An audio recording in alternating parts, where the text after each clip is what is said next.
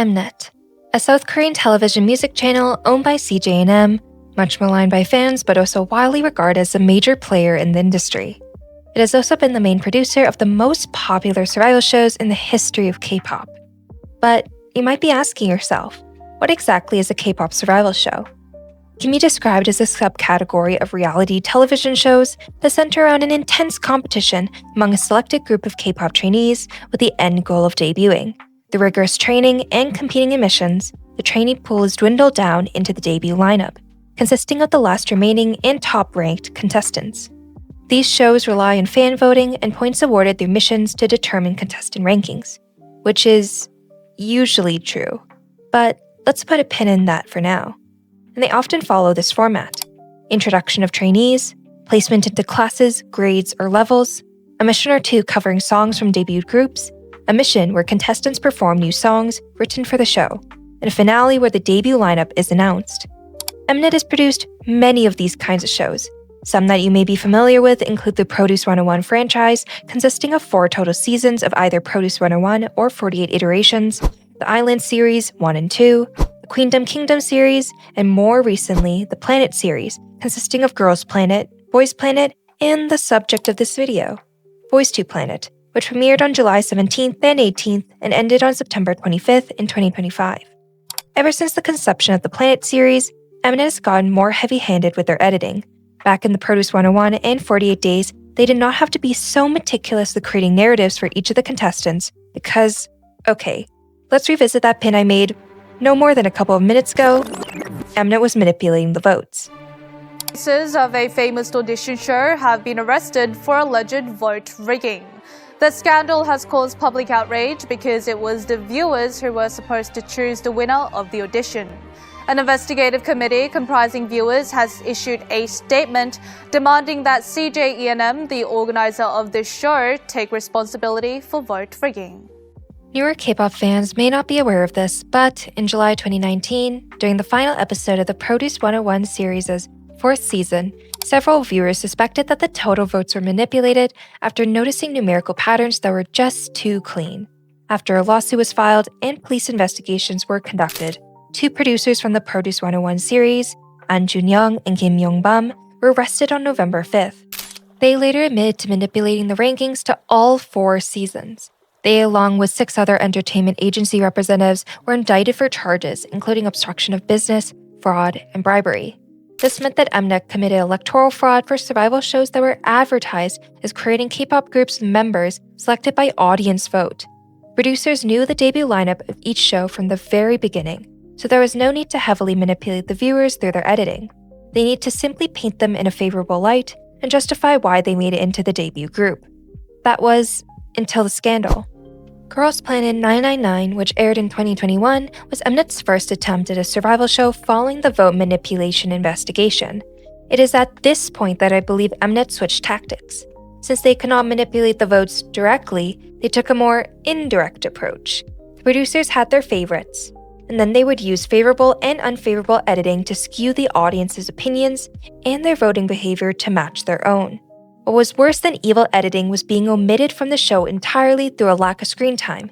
That's a true death sentence for a contestant. I say all of this because it just paints a picture about how Mnet creates their survival shows, and Boys 2 Planet would be no different. In this video essay, I will be mainly talking about the narratives of the All-Do-One members on the show. These are grounded in some semblance of truth, but they are also highly curated and crafted by the producers, directors, and editors at Mnet. This is something that must remain in the back of our minds while we watch any survival show program. We are only seeing snippets of the truth. These snippets provide us with a great amount of insight into the thoughts, opinions, and intentions behind the production. We see who gets favored, who gets sidelined, who gets featured, and who gets edited out. Boys 2 Planet, along with all survival shows, present us with an interesting case study into the psychology behind reality show editing and the way framing or the way things are presented to the audience can act as a subtle form of manipulation. All of this speaks to what Mnet wants us to see. It's their attempt to guide the audience's opinions to align with theirs. If we read between the lines, we can get a better understanding of the truth, as even the omission of information is a form of narrative in of itself. I will first be going over the show in its entirety and summarizing the stories of each of the members had, or the lack thereof. As such, I'll be treating the members in these narratives almost like characters, because although they are real people, the way they are framed is a characterization of them, a highly curated snippet of who they really are. This is, of course, in comparison to what we see in their pre- and current debut content, where we see a less filtered side of the members. Each of the members had certain plot lines, and I believe it is important to revisit these to better piece together how Aldi1 came to be. A side note about definitions. Before getting into the recap of the series, I wanted to discuss what I define as screen time versus narrative, and why this is important. Screen time is being featured in any way in the program. This could be in reaction shots, use of audio from confessionals as voiceover, or being explicitly on screen. Screen time is being present in the broadcast, but it doesn't necessarily have to be because of a story being told about the contestant. A prime example of this is Jun Seo, who is often used for voiceover, commentary, and as a reactor, but rarely gets the chance to lead the narrative or story being told in the episode. He is present, but not the leading character. Rather, he is given a supporting or backing role. Being given a narrative, in contrast, is when a contestant is the leading character or protagonist of the edit. This is when the editors intentionally put you into the perspective of this trainee, following their inner thoughts and motivations, usually with the goal to paint them in a favorable light. The narrative is framed within this contestant's perspective. For example, as we will discuss later, the Whiplash storyline is focused on Sangwon. It is from the perspective of Sangwon explaining why he was struggling with the killing part. The other contestants in Team 1 were present in shots but were not given the opportunity to provide their perspective. If they are given the opportunity, like Anxin, it is in reference or supporting Sangwon's main story, showing how he struggled, overcame, and succeeded. Both screen time and narrative are two ways Mnet tries to influence the audience's opinions. Screen time allows us to be familiar with the contestants, and we are more likely to vote for contestants that are familiar rather than those we know nothing about. I'm a psychology major in university, and in psychology we would call this phenomenon priming, defined as when we are more likely to remember something if we have seen that thing multiple times before. For example, when someone is scrolling on the Mnet Plus app and happens to come across a familiar face, they're more likely to think they are a good trainee and vote for them because they remember them. They're probably thinking, if I remember them, they must be good, right? These kinds of psychological tactics are seen in advertising and other subtle manipulation used in sales, such as in billboards, frequent ads, and sponsorships. So, screen time is good to have.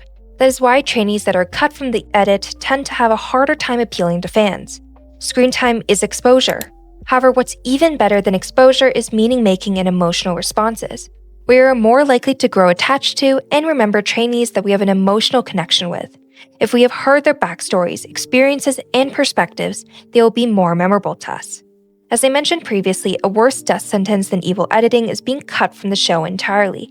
At least if you are evil edited, you take up screen time and are memorable. If you are not even shown on screen, then you don't even cross the audience's mind. This is the worst fate a survival show participant can have. Screen time doesn't necessarily need to be fully fleshed out storylines. They can also be simply reaction shots or interview clips. Keeping this in mind, it seems important to note that most of the contestants that were highlighted in the first episode in some way made it pretty far into the survival show. Take, for example, Dongyu, Yimeki, LIYU, Ijang, Junmin, Yunseo, and Woojin. This is because the premieres focused mainly on backstories and had an emotional component to them. They were our first introduction to these trainees, and so that is our first memory of them. If they stuck with us, we are likely to favor those trainees for the entire show. I wanted to note that all members of Alpha Drive 1 has some level of screen time in the premieres, which speaks to the power of narrative. Speaking of which, let's go all the way back to the dual premiere. There were a handful of key questions I had going into this rewatch. Does screen time and our narrative guarantee a contestant makes it into the debut lineup? How much does editing impact a contestant's chances of success? How much power does the audience and fans have? Is fan opinion strong enough to overpower the characterization each contestant gets on the show? These are questions that I sought out to answer. We will revisit these later, but let's discuss the narratives each of the members got on the show. Compared to Girls Planet 999 and Boys Planet Season 1, I found the editing of the second season to be sloppier and less cohesive. This was the most obvious for Jun Seo out of the debut lineup. Characterizations would flip-flop so that contestants who were praised early on were suddenly villainized, whereas contestants who had barely any screen time were suddenly incredibly important later on. It's almost like the editor struggled to craft a cohesive narrative because they couldn't predict the trajectory of the show. There are a handful of reasons I believe this was the case. For one, the show contained 2 times the amount of contestants, 160 contestants in total, so there were too many individuals to keep track of. 2, due to the numerous controversies while the show was airing, the editing seemed rushed and had to be done in such a way that unfavorable contestants were edited out. We'll discuss that in more detail during Geonwoo's portion of this video. And 3, what were once 2 shows, Planet K and Planet C, were merged mid-season, and so the competition stakes got higher as the debut lineup went from 2 groups of 8, so 10% of the total, to only 1 group of 8, so 5% of the total trainee pool. But to compensate for this, the production introduced an early elimination that left only 52 Planet K and a shocking only 28 Planet C contestants by the second episode of the show. The production was all over the place, and so it was only natural that editing reflected this fact. Compared to the first season, Boys to Planet faced more mid-season changes and challenges which, for the worse, muddled the overall cohesion of the show. It would truly be an understatement to say that the production was a disaster, and as I said, this affected the narratives of the contestants. Let's start with our mat hyung, Jun Seo, who ranked 8th in the finale. Jun Seo's introduction is notably not centered on him, but rather on the master Kani and her personality. The segment focuses more on Kani's interest in BL and K-dramas than on Jun Seo's own experiences or identity. Unlike other contestants with acting backgrounds such as Jiyoung from Season 1, Jun Seo is not given the opportunity to speak in depth about his career as a member of WEI or his role in secret relationships. Jun Seo gets to recreate one of the scenes from the drama series, but it's for Kani's entertainment and not to show that he is a good actor. This creates a disconnect between his actual experience and how he is presented on the show. What is established is that he has 6 years of idol experience, delivers a solid performance, and receives a 2-star ranking because the masters feel his expressions lack versatility. Overall, Jun Seo is underdeveloped in this introduction. His narrative function is minimal, serving more as a vehicle for highlighting Master Kani rather than establishing his own identity. In episode 2, Jun Seo gets to have a true narrative. Jun Seo becomes the 2-star leader through his trustworthy ambition. Ironically enough, his ambition, which was once admired by the editors, becomes the exact reason they dislike him later on in the show. But back to the second episode. Jun Seo is shown to be selfless, putting his fellow 2-star trainees before himself. He shoulders a great amount of responsibility with grace and humility. He is shown to have a tight schedule: 1, getting there first to learn the choreography, 2, teaching everyone the choreography, 3, hosting one-on-one choreo lessons for those who are falling behind or need extra support, 4, volunteering to clean the rehearsal room, 5, running roll call to make sure no one is slacking off, and 6, taking care of his peers' mental health by listening to their concerns. He is described as a great leader who is beyond sweet. He explains that although he's busy with his own things, in reality, the role of leader comes with a lot of responsibilities, one of which is that it's his responsibility to make sure the other members are doing well. He says, quote, "I want all of us to grow big and make it to all-star," end quote. Despite overextending himself and his time, resources, and attention, he receives a class reserved from the masters during the signal song evaluation. Eventually, we find that he receives a 2-star. However, after the elimination and re-ranking based on the signal song fan response, he rises to all-star for the first time. He's congratulated for his efforts, and the scene acts as a moment of satisfying payoff. This establishes that he is not only a great leader, who is considerate of his teammates, but also good at what he does, even while shouldering other responsibilities. Unfortunately, all of his positive narrative momentum is absolutely decimated during episodes 6 and 7. We see in the first mission he becomes Whiplash Team 1's leader. However, we are not shown how he gets the role. One scene he has no sticker, and the next he does. That was fine, given that the editors were more focused on members such as Sangwon and Anxin. But it is during this second mission that things take a nosedive from neutral editing to unfavorable editing. Jun Seo experiences a sudden villain arc that truly comes from left field. In episode 6, Jun Seo selects Bad by Christopher from the dance category. He does so even though he has no experience creating original choreography. Initially, Junseo is voted as leader and killing part, which includes a 20-second dance break. However, Dongyu asks for a revote, so they ask the Like Jenny team to vote on who should be killing part after watching each member's choreography. In the end, Junseo keeps the killing part, obtaining 3 votes versus Dongyu's 2 votes.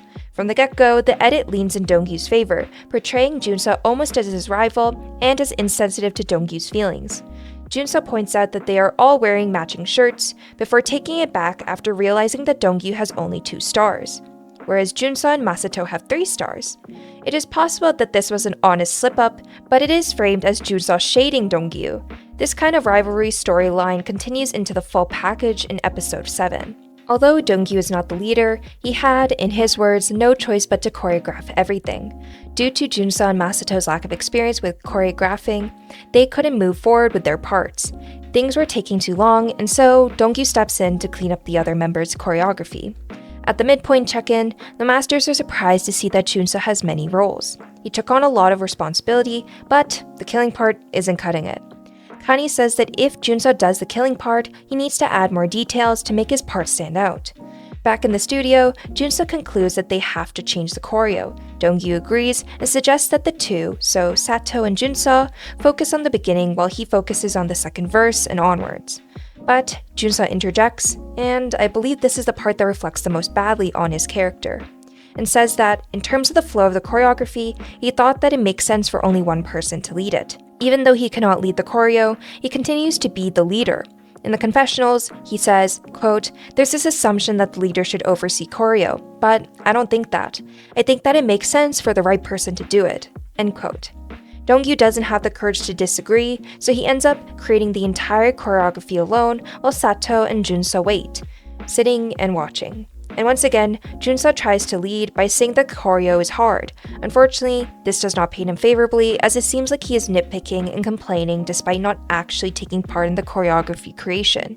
He has no hand in it, but asks for amendments, adjustments, pointing out things he doesn't like, and dictating things without suggesting alternatives himself. He simply tells Dongyu it should be fixed, but has no solution, expecting that Dongyu will figure it out. I'm not saying that this is true, but the selective editing pushes this storyline. After the self-evaluation, Junseo says to Masato, "If we dance like this, I'm sorry to say this in front of Dongyu, but I think you'll lose All-Star. You don't look like a dance position performer right now. You'd better..." At this point, Dongyu places his hand on Junseo's knee, as if to tell him to stop, but Junseo continues regardless. "Well, if you keep handling your part like this, you'll grab all the tension, not us." He explains that he gave Sato a pep talk so he can focus better. Masato ends up leaving rehearsal, wanting some time alone, and ends up crying. Then the rest of the package is about Dongyu helping Masato and him cheering the team up. Okay, that was a lot, and I think we need to digest that. Many fans have pointed to this storyline as an example of evil editing, where Mnet intentionally made Junseo look bad. Following this episode, Junseo's rankings and support did waver, even dropping due to the backlash he received for his behavior. However, the backlash wasn't enough to do him in, and he still makes the debut lineup. Compared to other contestants flagged as having controversies like Geon Wu and Woojin, Junseo doesn't experience a major disadvantage through his behavior in these episodes. In fact, especially for international fans, they became even more loyal in supporting him. After rewatching episode 7, I thought of something Park Hee-soon, a contestant from season 5 of Singles Inferno, said in an interview with Arirang TV. She said the following, quote, "Editing is not something I can control. What I could control was how I acted in those moments. If I stay genuine and true to myself, my sincerity will shine through. Not everyone can like me. I'm a person and I'm not perfect, and that's okay." End quote. I bring this up not to place the blame on Junseo. What I will say is that it's unfortunate he did not have the foresight to see that what he was doing could easily be misconstrued. I believe many of Junseo's fans, including myself, can see the inkling of where he was coming from. Contestants have no say in how the program will be edited and how they will be portrayed. Reality television has to be entertaining, captivating, and interesting, and so editors are willing to stretch the truth to create a narrative. Some contestants, such as Zhang Jiahao and Shesoo Ren, have jokingly called this kind of editing Mnet magic. But let me underscore my wording here, it's stretching the truth.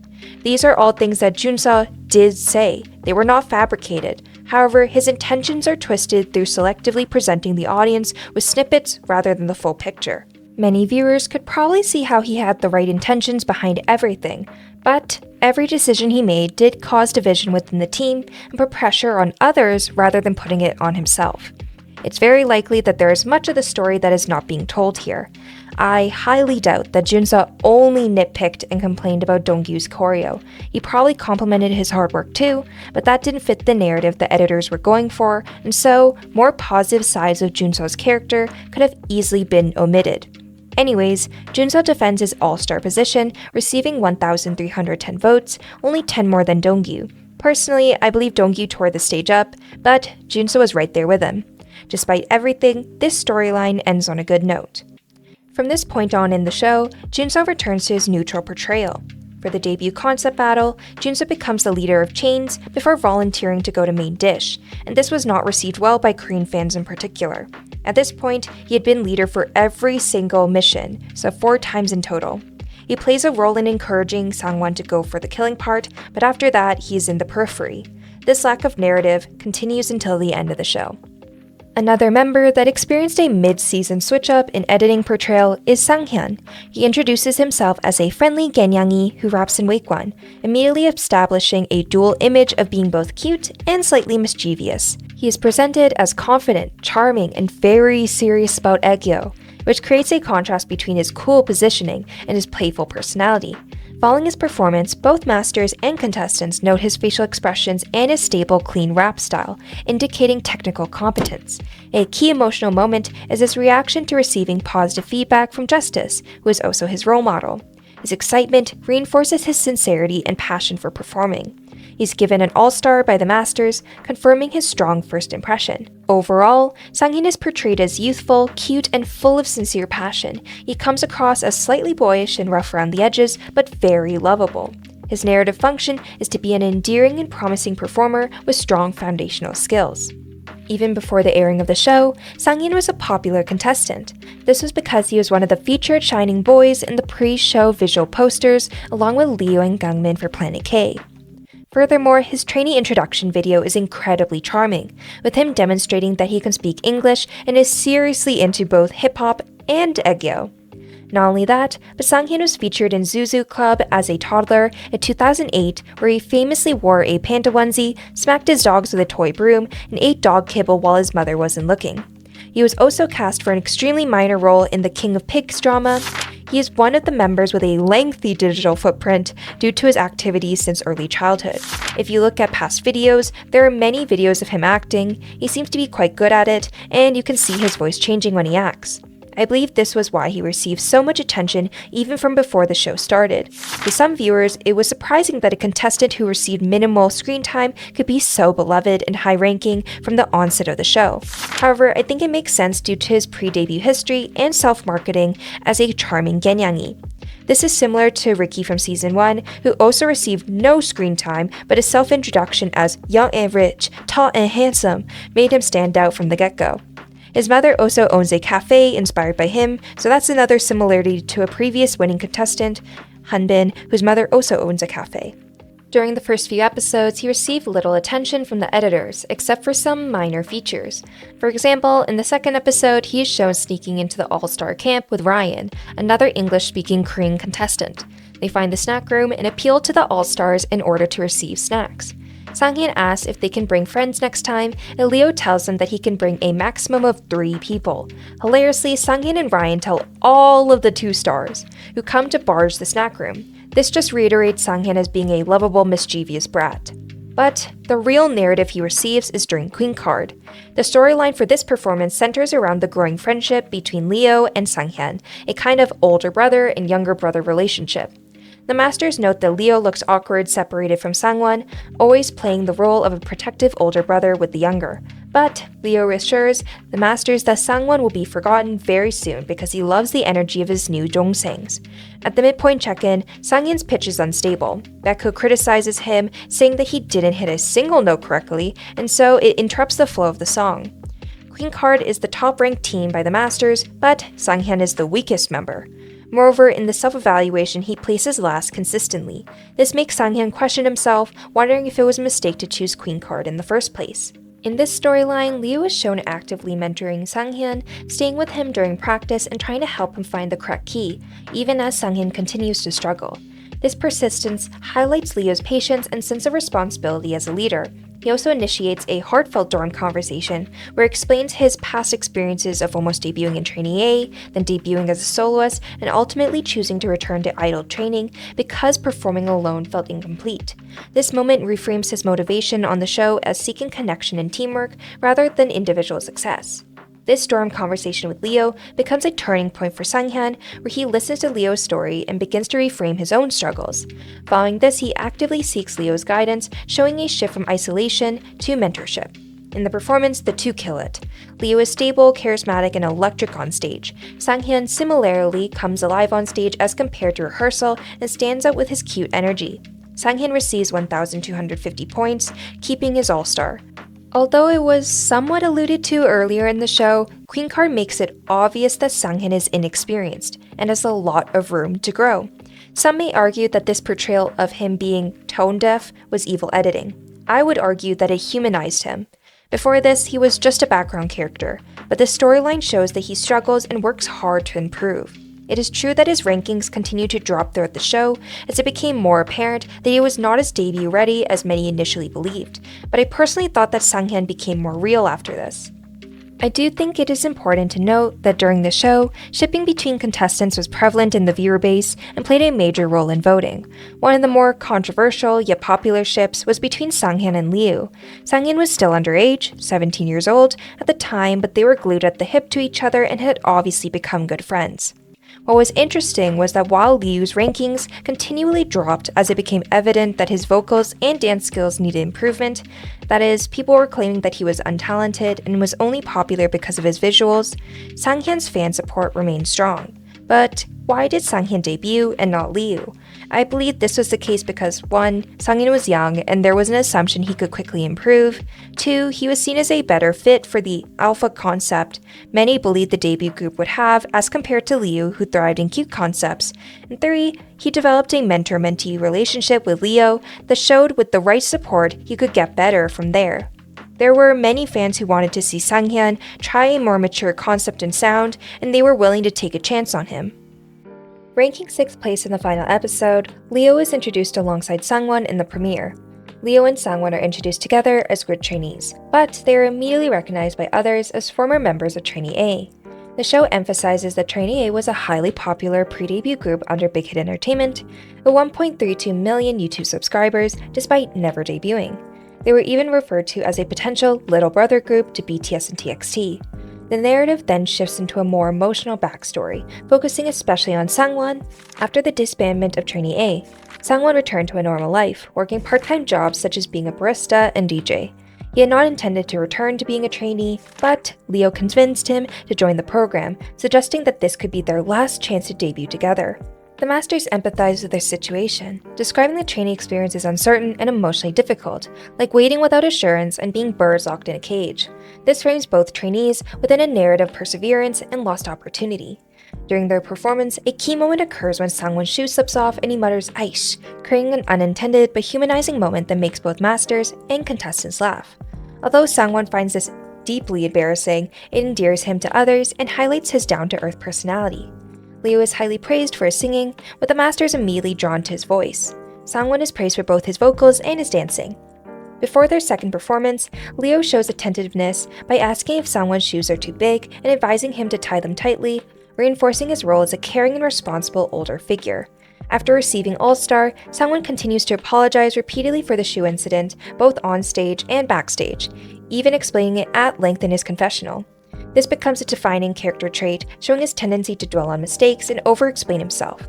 Overall, while they are introduced as a duo, the narrative clearly centers Sangwon as the main character, with Leo positioned as the supportive and reliable older brother. Their narrative function is to represent lost potential, emotional resilience, and partnership, with strong emphasis on chemistry and shared history. For the beginning portion of the show, Leo's defining characterization is that he was a reliable older brother-like figure for Sangwon. He is the one who revealed this hidden gem to the world. He advocates for Sangwon more than anyone else. This is not to say that Leo cannot be his own person outside of Sangwon, but is predominantly featured on the show. He is the amiable, bubbly type, whereas Sangwon is the elegant, timid type. They're portrayed as polar opposites, yet eternally bound through the emotional, life-changing trauma they had gone through together. It's this brotherly bond that is the main narrative of the two for the first half of the program. This couldn't be more apparent than in the second episode, where Leo helps Sangwon with the signal song vocals, while Sangwon helps Leo with the choreo. This is until Queen Card, where Sangwon and Leo's stories finally diverge. Even the editors make jokes about how Leo found a new group of dongsings to dote on, supposedly abandoning his little brother, Sangwon. Leo takes on a leadership role for the first time in Queen Card and expresses enjoyment in working with younger members, saying, quote, "It's fun because it feels like I've teamed up with 3 cute younger brothers," end quote. A key moment is that when the staff prompts him about a younger brother he adored, and he becomes flustered when he cannot immediately name Sangwon, emphasizing his temporary separation from that dynamic. As mentioned previously, during the class position battle, Leo acts as a mentor to ingenue Sang Hyeon. He discloses that he decided to apply for Boys to Planet because he was lonely. He debuted as a soloist in 2023, but he wasn't happy. He felt alone. He yearned to be part of a group so that he could share and celebrate every achievement together. He wanted to create a newfound family after he lost his previous one when Trainee A was dissolved. This is where Leo's true narrative as an individual character outside of his duo with Sangwon is made apparent. He wants to care for others and to be cared for by others. He wants to feel needed, whether that be from Sangwon or other dongsings. He is funny, goofy, bright, and vibrant, but he shines better when he feels needed. Having a sense of responsibility and purpose is the state that he feels most comfortable in, and that cannot be done alone. To him, collective success is the most valuable thing. He came into this show with extraordinary vocal abilities, so he wasn't looking to improve individually, but rather is looking for a position that will give him a place to belong. Throughout the show, Leo received lackluster audience scores no matter how good the live reactions were. This does discourage him, but he perseveres regardless. Like a handful of members, Leo was embroiled in controversy from even before the show started. Netizens dug up his old controversy from Trainee A, which was the main reason why he left the pre-debut group. He has since apologized numerous times for it and chose to leave Trainee A as a punishment for his hurtful behavior. When these controversies resurfaced, I believe Hana Bang, one of Leo's Aussie Korean friends, spoke up in defense of him. I will put her words here, so pause if you wish to read. She even posted about him before the airing of the show, encouraging her fans to support and vote for him. He is also notoriously friends with Hanbin, formerly BI from iKON. As such, from my memory, fan opinion of Leo was mixed, but I would argue was leaned more in his favor. He was one of the most popular members of Trainee A and had fans even following his departure from the group. He also had fans through his solo activities. From my understanding, Leo's fanbase was predominantly international, but he also had Korean fans, who mainly supported him alongside Sangwon as a duo called Bound as One, which refers to their former duo name when they signed with Grid Entertainment in May 2025. It should be noted that Sangwon and Leo have always been shipped together from even before the show. Even aside from shipping, their brotherly bond made for a strong duo that many fans rooted for them as a pair. I'm not saying that Leo only made it into the group because of Sangwon. I'm just saying that the chemistry between the two of them worked in both of their favors, and when they developed other friendships, such as Sangwon and Anxin, or Leo and Jiahao, that was also beneficial. But let's go back to Leo's skills. From the beginning of the show, Leo caught the eye of numerous fans for his vocals, even if he was seen as a controversial trainee. Many people felt swayed by his evident talent. Leo has mentioned that he exaggerated his personality while on the show. He's an introvert who is a homebody, but since he joined the program to make friends, he showed a more energetic, playful, and outgoing side to him. Leo got lots of screen time before the merge, but it was usually in relation to Sangwon. Then he got a narrative in Queen Card, but it was supporting Sanghyeon. This shows that he never really outgrew the caretaking/mentor narrative, but it worked in his favor since it supported the idea of him being an equitable leader, and now he's the leader of Alpha Drive 1. Jiahao ranked 5th in the final episode, and he is an anomaly when it comes to survival shows. In my opinion, Jiahao made it into the group solely through sheer talent alone. Jiahao and Anxin are introduced as trainees who have lived together for many years, immediately establishing a close and familiar relationship. Like Leo and Sangwon, they're presented as a duo, but with a quieter and more reserved dynamic. They're extremely nervous during their introduction, to the point where they struggle to answer the masters' questions. This nervousness is emphasized by the pressure of being placed in the K-pop experience category, which they feel they do not fully deserve. Despite this, their performance completely subverts expectations. They are highly praised with masters stating that their live vocals sound like AR. They are referred to as the Bible of K-pop, and Baekgyu even uses them as an example of how K-pop choreography should be executed. Unlike typical Topsy trainees, who are often displaced, they maintain their positions, breaking the usual pattern. After receiving All-Star, they celebrate quietly backstage, reinforcing their humble and reserved personalities. Overall, Jiahao and Anxin are portrayed as highly skilled but understated performers. Their narrative function is to represent quiet excellence and technical perfection, contrasting with more dramatic and emotional storylines. Aside from being Anxin's ge, he is practically invisible for the majority of Boys to Planet. In S-Class and Tambourine, he got no screen time whatsoever. All we see is that he volunteers for Vocal 3, and since no one else volunteers for the role, he automatically gets the part. Then, in Tambourine, we find out that he picks the song since he wants to be on the same team as Yumeki, and that's about it. Jiahao is endlessly praised by the masters and other contestants. He is known to be a legendary trainee, and yet the edit doesn't give him the time of day. I always noticed Jiahao from the beginning because of his dance skills and fever with Anxin. I was also one of those crazy people who watched all the fan cams that Mnet shared on YouTube, and he stood out to me. How could he not really? He was a total hidden gem. That was until Chains. He finally receives narrative focus and is highlighted for his talent and mindset during this mission. A key quote reflecting his mentality is, quote, "I want to make my 10-second part shine," end quote. The masters and other contestants wonder, how does he dance the way he does with a personality like that? His charm is that he suddenly transforms into a seductive being when he performs. Despite being the lowest ranked in Chains at 19th place, he is the masters' favorite, not just for his abilities but also for his humble attitude. A key moment in Chains is when he is given the killing part sticker by SANGWON during a moment of frustration. Rather than reacting negatively, Jiahao quietly accepts the situation, though he is visibly hurt. When he later returns the sticker, he does so respectfully, which further highlights his calm and mature demeanor. He doesn't let negative feelings get the better of him. Instead of growing resentment for things not going his way, he makes the best of what he is given and hopes that his talent will shine through. When I first watched this episode when it aired, I remember being in awe of Jiahao's beautiful personality. He is beautiful both on the outside and inside. Even while having a small part, he approaches it with determination, aiming to make even a few seconds impactful. Masters and contestants repeatedly note that he stands out regardless of position, with comments emphasizing that their eyes are drawn to him naturally. His dynamic with Anxin is also featured in Chains, as the two are close yet forced to compete for the same role. This adds emotional weight to his performance as he balances personal relationships with the demands of the competition.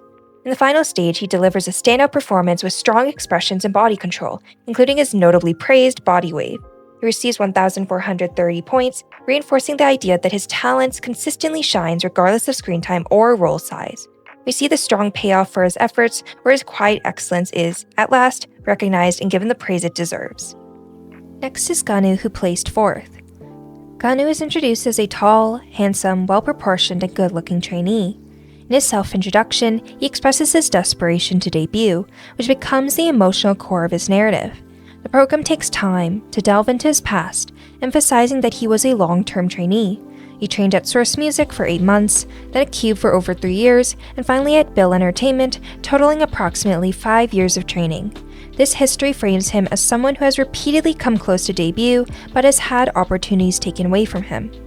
Following his performance, the masters compliment his live singing skills and state that he feels like someone who has already debuted. This reinforces the idea that he is fully baked and only needs one final opportunity. Despite this, his desperation slightly gets in the way of his charm, suggesting a tension between skill and emotional stability. A key quote that defines his character is, quote, "I realized I have a sense of worth," end quote. This line highlights how deeply his self-esteem has been impacted by repeated setbacks and how much he seeks validation. Overall, Geon Wu is portrayed as a long-time trainee who is desperate to debut.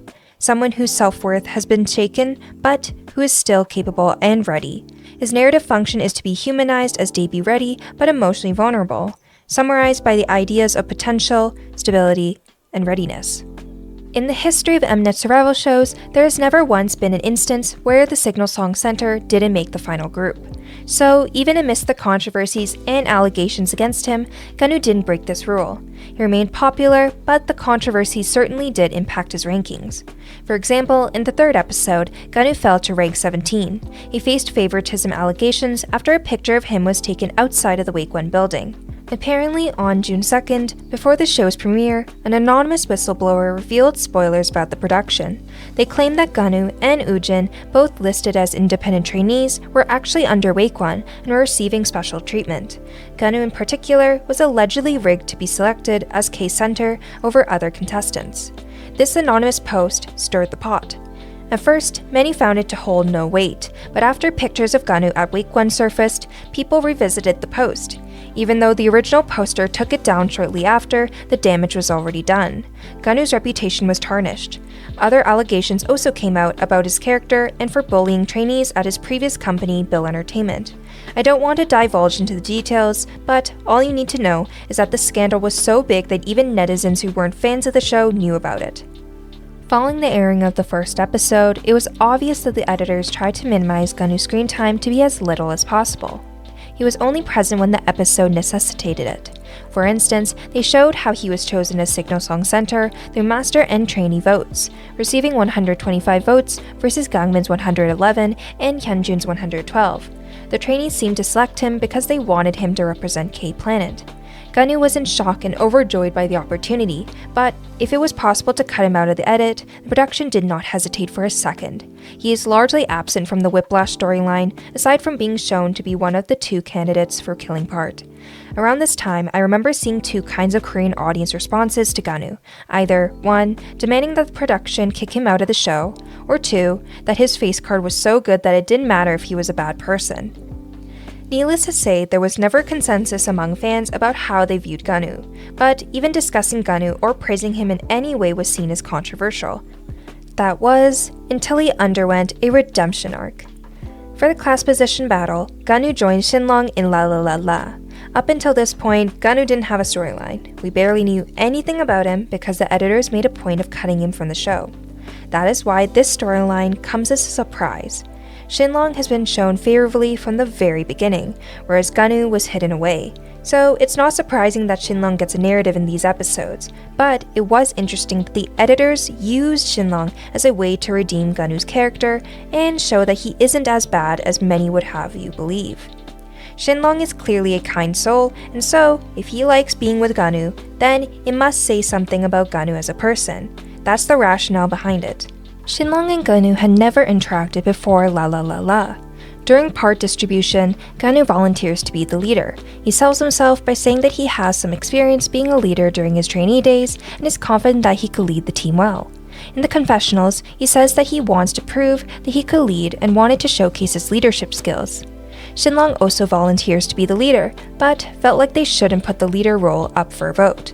This is because everyone on the team is a C-Planet trainee, and so Xinlong thought it would be unfair for Geonwoo since they were all friends and the vote could be biased. As such, Xinlong gives the leadership position to Geonwoo even though he wants it himself.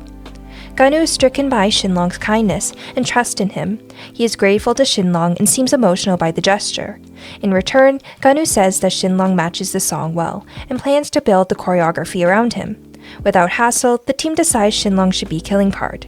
As leader, Geonwoo distributes parts of the song to each person to choreograph, and they will combine all parts at the end. Geonwoo's leadership style is for all of them to work together to maintain high team morale. Geonwoo pushes them to work hard so they don't regret not doing enough.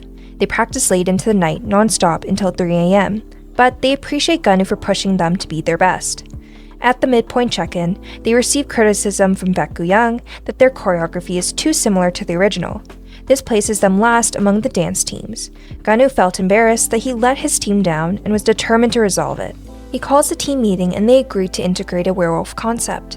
In the snack room, Geonwoo confides to Xinlong, saying that he was worried about the team, but that it would be more difficult if he didn't have Xinlong by his side. This demonstrates how they relied on each other when times are tough, and that Geonwoo could only lead as well as he did because of Xinlong's support. He gives Xinlong a gift to show his gratitude, a packet of red ginseng, but the gratitude is mutual. Xinlong believes that Geonwoo is a great leader who is affectionate and encouraging, and the two are rewarded for their effort and teamwork as La La La La receives the highest points out of all the groups in this round, receiving a point benefit, a M countdown stage, and an online fan meeting. Piggybacking on Geonwoo's storyline, I want to discuss Xinlong's narrative on the show. Placing third in the finale, it was obvious from the onset of the show that Xinlong was favored by the production, and for good reason, honestly. What a beautiful personality he has. Like how, Xinlong is not just talented, but also one of the kindest people I've seen on reality television. Xinlong is introduced as a former member of Boy Story, a group that debuted in 2018 when he was only 12 years old. This immediately frames him as someone with significant industry experience despite his young age. The narrative highlights the group's decline over time, noting that their activities slowed and their visibility decreased, with relatively low view counts despite years of effort. This leads Xinlong to question whether his time as an idol had been wasted. A key emotional moment occurs during his audition interview, where he attempts not to show vulnerability but ultimately breaks down in tears. This moment humanizes him and reveals the emotional weight he carries. The group joins the program to gain better opportunities and perform on larger stages where they can be recognized again. After this performance, the members support each other and celebrate the chance to showcase their abilities. Although the narrative is framed around Boy Story as a whole, Xinlong is clearly singled out through the use of his interview clips, positioning him as a leader and central figure within the group. However, this also unintentionally places the other members in his shadow. He receives an all-star ranking, while his teammates receive lower scores due to the Masters' higher expectations for experienced idols. Overall, Xinlong is portrayed as an experienced idol grappling with decline, self-doubt, and the fear that his efforts are meaningless. His narrative function is to represent second chances and the burden of early success. In episode 3, Xinlong struggles significantly with confidence due to concept mismatch and limited parts in plot twist. He explicitly says, quote, "I have a 3-second part. What am I to do? I feel so embarrassed by my 3 seconds." End quote. A key moment is when he leaves formation during the midpoint check because he forgets the choreography, leading to criticism from Baek Young. This moment marks a visible drop in his confidence as he removes himself rather than risk getting in the way of his teammates. A major turning point in his narrative is his relationship with Jun-seo. Jun-seo comforts him after the harsh evaluation and tells him, "You know how on these shows, if you're received poorly during the midpoint check, that means you crush it during the real show," reframing failure as an opportunity. This reassurance helps Xinlong begin to rebuild his confidence. Their bond deepens when Jun-seo visits Xinlong's room, and they connect over shared experiences of training from a young age. Jun-seo, despite being younger, opens up emotionally, and Xinlong responds with humility by asking him for help with choreography. This moment shows a shift in Xinlong's character from pride to openness and willingness to learn. A particularly significant moment occurs late at night when Jun-seo admits he's scared to sleep alone. Xinlong stays with him until he falls asleep, despite being tired himself. He reflects on his own childhood, saying that he understands because he was also scared when he was young and far from home. This leads to one of his defining quotes and why he was referred to as the Umbrella Man during the run of Boys to Planet. Quote, "I need to hold the umbrella for him, having been rained on myself," end quote, highlighting his empathy and emotional maturity. Through Jun-seo's encouragement and their growing bond, Xinlong regains motivation and confidence. By the final performance, he kills those 3 seconds, turning what was once a source of embarrassment into a moment of impact and pride. His bond with Jun-seo expands his episode 1 burdened idol narrative into one of empathy and emotional maturity. In the 3rd episode, we see a fully realized narrative arc. His struggles and loss of confidence, then a repairing of his confidence after failure, a reframing from being an ex-idol who lost his passion for the art to one that is motivated to not just fall in love with music again, but also willing to pass on his wisdom to others. We even get to see Xinlong's emotional maturity once again when he yields the leader position to Geon Wu. As a side note, I believe Xinlong is a person who became fully realized post-show. During Boys to Planet, we got glimpses into Xinlong's vulnerable and emotional side, but he overall maintained a strong, hardened exterior with some exceptions. He was easily scared, as we saw in the Sumbak Gokchil feature where he clung to his hyungs for comfort, and in the finale where we see he struggles to go bungee jumping. He also cries in the 1st episode in his audition interview, absolutely sobs in the finale after he is announced, and as we just discussed, he is a kind, selfless person. At least within the confines of the show, Xinlong appears to be a hard on the outside, soft on the inside kind of person. However, we truly get to see Xinlong's personality after All D1 debuted, where he has a vibrant energy to him. We call this banjeon 매력, or unexpected charm. For example, someone that is completely different on stage and off stage. In All D1, there are 3 people with this kind of charm. 1. Jiahao, who is confident, sexy, and domineering on stage, yet has a soft voice and personality off stage. 2. Sangwon, who awakens on stage, unlocking a completely different side to him, who is ethereal, sharp, and doll-like in performances, but a lovable, romantic oddball in his daily life. And last but not least, 3. Xinlong, who has a deep voice, strong build, and sharp eyes, with a passionate dance style, and yet is scared of ghosts, heights, and is gullible. He also has a supersonic laugh and is a cute floof ball of sunshine. Now that I think about it, all of Dance Line has banjeon meryok. Killers on stage, but dorky losers off stage. Although Anxin, who ranked second in the finale, was introduced alongside Jiahao, it is obvious that following the premiere, the show focuses more on Anxin. It is established early on that Anxin gets nervous when he is evaluated by the masters, and this gets in the way of him showcasing his skills. We see this all throughout the show, in the signal song evaluation, in Whiplash rehearsal, in Breathe, in Chains, and even in Never Been to Heaven. In the second episode of Sea Planet, Anxin is shown waking up early to go to the rehearsal room to practice. He explains in an interview that he wanted to practice until his dancing and singing were perfect. He was determined to not let his nerves get in the way of performing to the best of his abilities. He does this after receiving feedback from Jejung that if he's nervous, he'll perform worse than in his practice. So he should be much better in rehearsal so that even if he underperforms, he will shine. We see that in the all-star practice room, Anxin is the only one who sings live while dancing. He tried to overcome his anxiety through relentless practice and discipline. We get a glimpse of a softer side to him when he calls his family and says a few words to his mother and younger brother. Despite his hard work, his voice cracked during the evaluation and he was given a class reserved. Anxin felt disappointed because he couldn't show everything he had practiced. In a way, Jejung's words became true. His nerves did get the better of him in the end. He maintained an all-star, however. The 3 candidates for signal song killing part were Nyan Bo-heng, Zhang Jiahao, and of course, Zhou Anxin, who ended up getting it. This is where we see the first seeds of Anxin's continual rivalry with Jiahao. Anxin dislikes that he has to compete against someone he looks up to and views as an older brother, mentor, and close friend.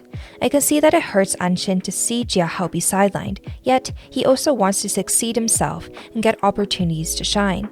This conflict comes to a head in Chains, where Anxin wants to be the killing part because he missed the chance twice now. But he feels insecure because Jiahao is too good. He thinks that Chains' sexy concept would suit Hao the best, and so he felt concerned that he could not perform better than him. Prior to the second elimination, Jiahao and Anxin are both temporary killing parts. This is where the editors take the time to develop Anxin and Hao's backstory. We learn that Jiahao and Anxin are very close. They were on the same team in the beginning, and they were also both killing part candidates during the signal song. Yet, now they are both candidates again and have to compete against one another. Anxin is nervous about how good Jiahao is, and it hurts his heart to compete with him, but this is a survival show and he needs to crush the song to survive. This resolve is what pushes him to still go for it. Nonetheless, as we will discuss soon, he ends up forfeiting his role, not wishing to compete against dance powerhouses Jiahao and Sangwon. So, what do we learn about Anxin through the show? We learn that he gets anxious easily, that he is talented vocally and dance-wise, and that he doesn't like competition. He has his insecurities and ambitions, yet he is willing to put that aside to allow others to shine. For example, when he cheers Sangwon up in Whiplash instead of taking his part, and when he encourages Sangwon to try for the killing part in Chains, despite wanting it himself. In many ways, he is similar to Xinlong, who also makes many concessions, yielding to others instead of fighting. Anxin is tender-hearted. Now for the person who arguably is the main character of Boys to Planet, Lee Sang-won, who ranked first throughout the entire show. His win streak continued till the final episode, which is an impressive achievement. Sangwon, to me, is an unconventional center. Why do I think that? It's because, compared to Sang Bin and Zhang Jiahao from the first season, Sangwon is a passive PO1. Rather than initiating interactions with other contestants, he focuses inwards on his own self-improvement with the goal of giving a jaw-dropping performance. There was never a doubt that Sangwon would be PO1, and so instead of having a rivalry between him and Anxin, the main tension Sangwon faces is this internal battle for growth. It wasn't just the audience who fell in love with him, It was the masters, contestants, and production too. It's rather that others care for or are attracted to Sangwon. He's given attention, but he does not seek it out. It simply happens to him. He naturally commands it. Sangwon is the big revelation of the show. I know some would say that Sang Hanbin was the same, but I don't think so. Hanbin was very intentional about how he acted on the show. He was an active participant in carving out his narrative. He was the one to reach out. But Sangwon simply exists as he is. He was just being his normal self. It was almost as if the universe had already decided for him and he was simply fulfilling a prophecy. Sangwon is a performer by nature, and like a diamond, he shines, despite everything. It just needs to be polished to truly reach its full potential. Mnet dedicated a significant amount of screen time to Sangwon throughout the show. However, his narratives often include others. He alone does not make an interesting story, but rather the way others help, praise, or uplift him is the heart of the story.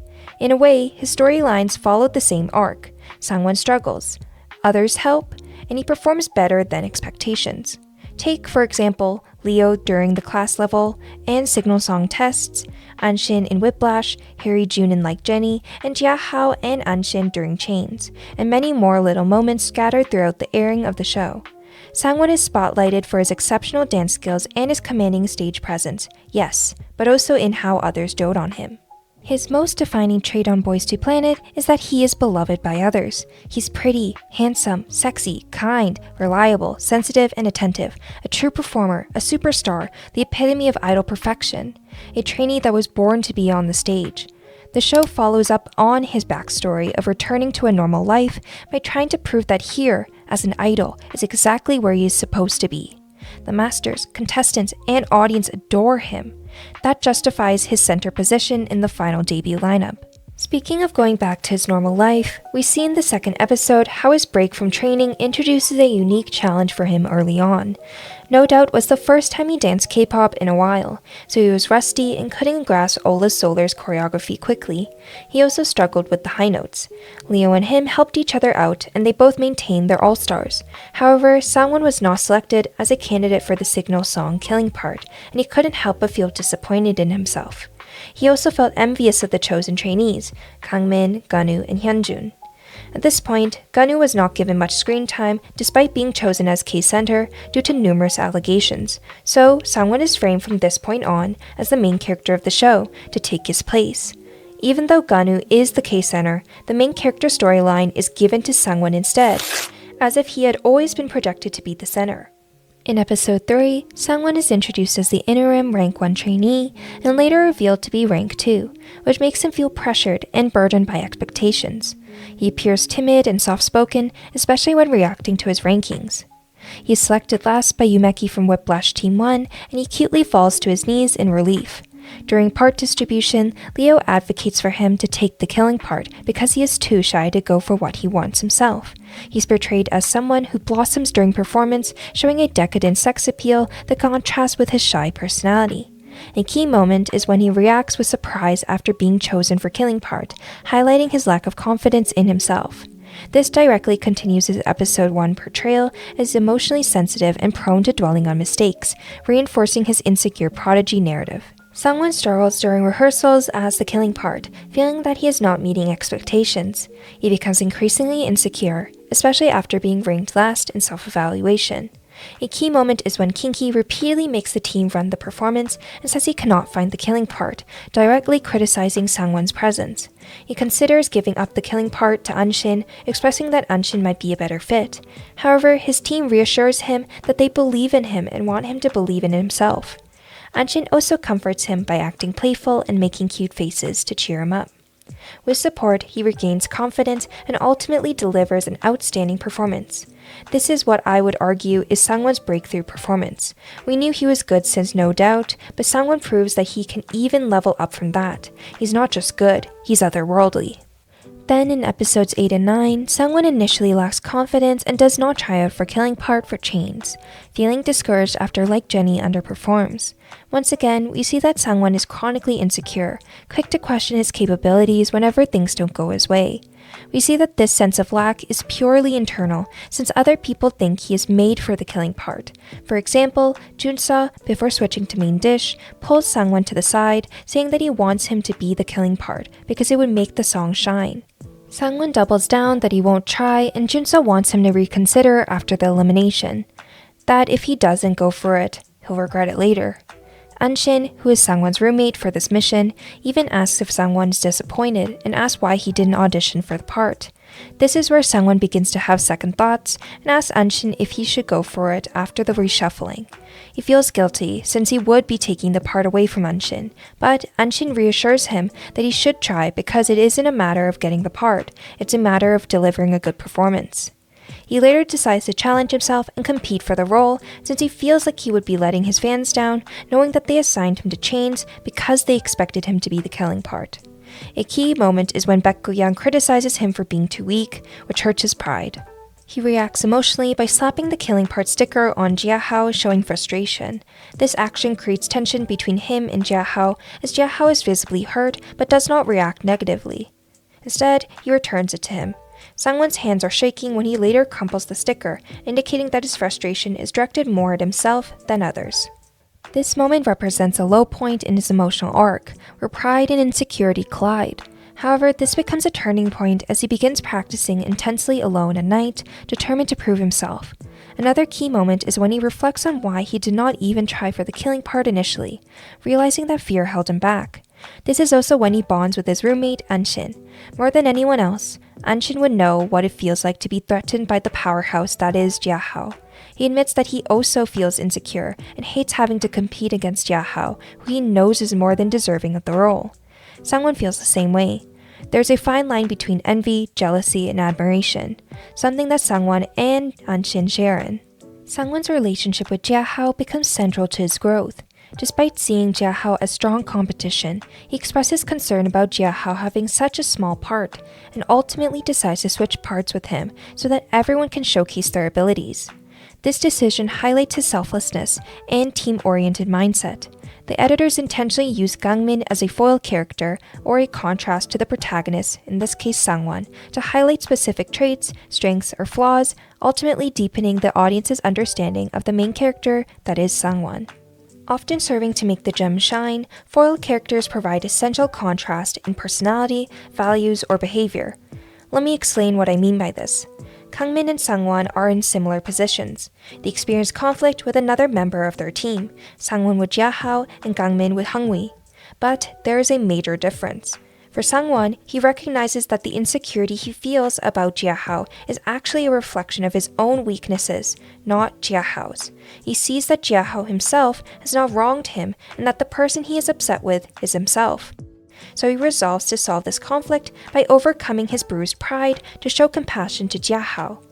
This is contrasted by KANGMIN. After being ousted from chains, his pride takes a beating, feeling like he was not valuable, stung, and he takes out this frustration on Hungwi. Maybe like Sangwon, at the root of everything, he's just upset with himself.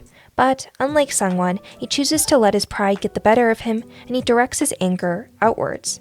Despite seeing that Hungwi is having a difficult time, he chooses to add fuel to the fire, believing that Hungwi is ruining his chances of winning the benefit.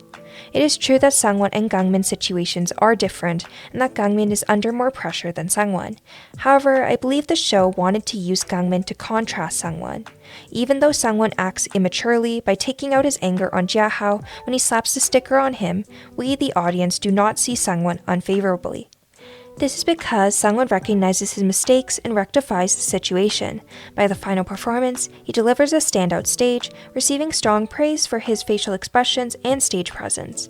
He achieves the highest score, 1,820, marking a full circle moment from insecurity to dominance. He even expresses that he almost wanted to give Jiahao half of the killing part, acknowledging Jiahao's contribution and reinforcing their mutual respect. This is the ultimate culmination of his episode 1 narrative, from insecure trainee who fixates on mistakes to confident top performer. To wrap up this video, I just wanted to go over a few key observations I made while rewatching the season. First, let's go over my subjective narrative ranking from the perspective of the Mnet editors from most favorable to least favorable. Number 1, Sangwon, because obviously. Number 2, Xinlong. He got consistent screen time with positive main character narratives and plot twist and la la la la. Number 3, Anxin, who got an early narrative for the Signal Song evaluation and makes consistent appearances in other people's storylines such as with Sangwon, KANGMIN, and Jiahao. Number 4, Leo. Although lacking screen time, he is always presented positively as a good leader and person who is very skilled, so he's middle of the road. Number 5, SANGHYEON. Barely gets any screen time, and when he does, it does feature how he is, quote, tone deaf and unskilled, but he does prove himself, so that's a plus. Number 6, Jiahao. Pretty much absent throughout the entire show, screen time wise. However, he is basically saved last minute due to his narrative with Anxin and Sangwon, where he is shown to be more than deserving to debut. Number 7, Geonwoo. Basically wiped from the show following his Signal Song killing part and returns during La La La La with Xinlong. And number 8, Jun-seo, the only All D1 member to get what could be described as an evil edit. His narrative started out so strong in the second episode, but his sudden villain arc makes him easily the least favorite member. If he wasn't being villainized, he was given no screen time. Mnet magic indeed. So, does screen time guarantee you debut on a survival show?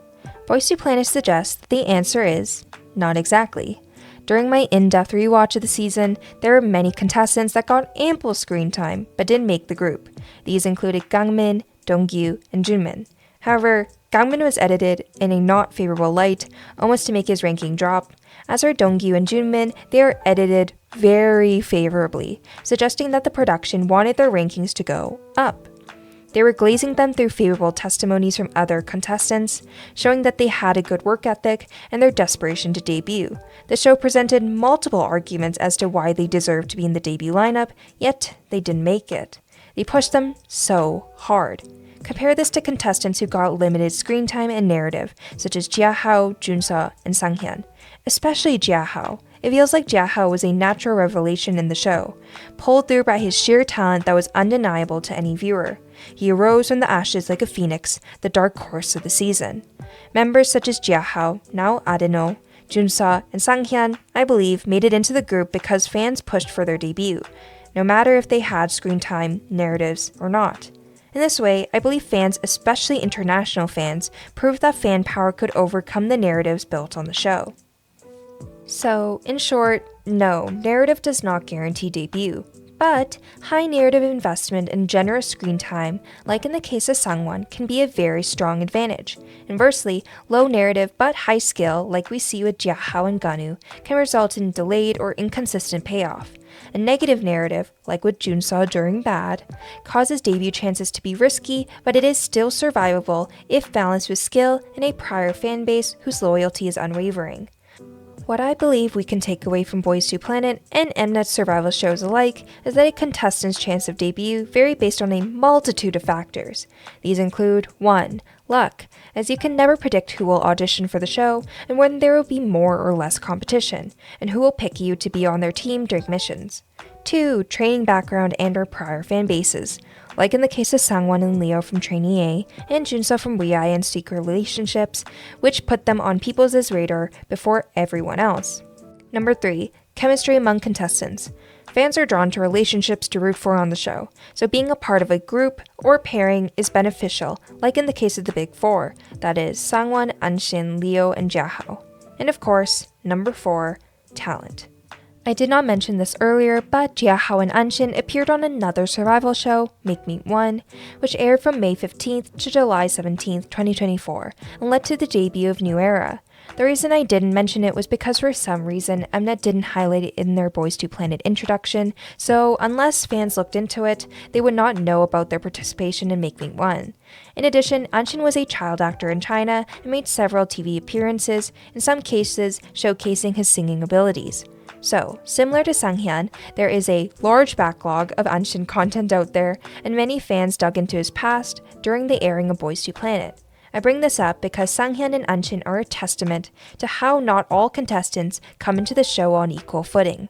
Some contestants have had a long history in the entertainment industry, such as our maknaes.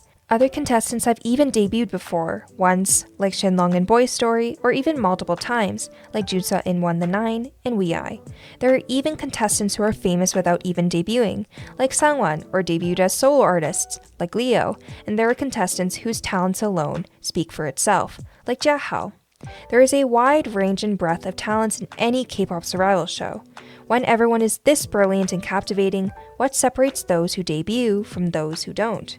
We can argue an endless amount of factors that explain why, but I wanted to highlight in this video just how much editing and narratives play a part in determining the fate of trainees. In conclusion, Boys to Planet doesn't just reflect talent, it constructs trajectories. So, although screen time and narrative do not guarantee debut, they create narrative momentum, providing us, the audience, with characters to root for and those to villainize.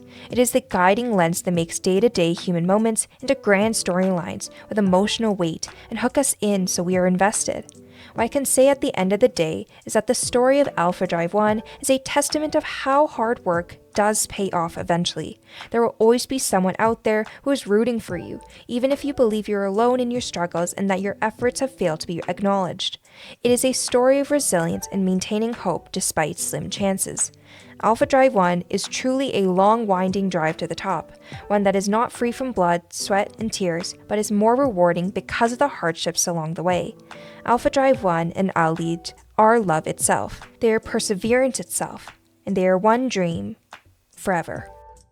As Aldi1 started as 8 and will always be 8. Aldi1 is 8 forever. And that's it for this video. Thank you so much for watching, and to my nabbies, my subscribers, thank you for being so patient with me. This past month has been rough for fans of Aldi1. There is so much I could say, but I would just be reiterating what has already been said, so I'll refrain from adding to the negativity. I know that most of us LIYU didn't sign up for the amount of emotional tribulations and challenges we have been faced with while trying to find escape, relief, and entertainment from our lives by loving Aldi1. Life is hard enough as it is, and I completely understand that some LIYU may want to take a break or step away from the fandom because of recent events. K-pop should be fun, and if it isn't anymore, I do not blame anyone for leaving for their own reasons. As I mentioned earlier, I'm a psychology major in university who intends to be a clinical psychologist one day, so I will always champion for mental health and well-being. You matter the most, and don't let anyone in this fandom space tell you otherwise. You are not letting down your idol by taking a break. In fact, it takes a lot of strength to prioritize yourself, and your idol will be happy for it. It has always been my intention to make my channel a braver space for fans to express their opinions and engage in meaningful conversations about K-pop, especially Aldi1. And it is in this community that I hope we can continue to make the most out of being fans. Loving someone, even an idol or celebrity or fictional character, is a beautiful thing, and I want to honor that. I am here for you all. My YouTube community page and Instagram is always open if you need to talk. I have linked helpful mental health resources and support below for whoever needs it. And if you're from a country that I haven't provided links for, please feel free to share them in the comments below, and I will pin them. Okay, love you my nubbies, and together, let's continue to shine a path through the darkness.